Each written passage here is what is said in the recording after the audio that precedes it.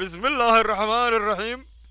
waxaan halkan uga hambalyeerahayaa TV Shirqool ama bahda TV Shirqool. waxaan aad ugu mahadcelinayaa sida sharafta leh oo ay uga warqaateen ama ay ugu soo hureen waqtigooda qaaliga ah dimuqraadiyadda iyo saxaafadaha madaxa bannaan. taa kadib waxa ay dheer salaana u dirhaya dhammaan ummadda Soomaaliyeed meel walba ay joogto. inkastoo aan ayaamaha qanaadee aan isaga raaxaysto meeshii fila Soomaaliya ahayd. taa haydin dhammaanoo dambeysay wariye bal aan kula hadli doonaa kaa sheeganaya.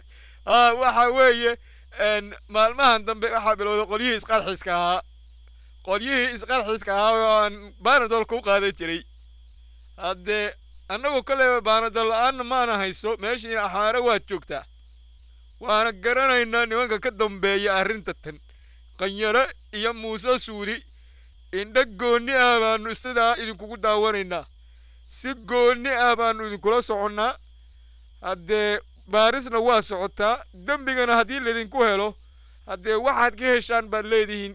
geedina waa idinku hulan yahay.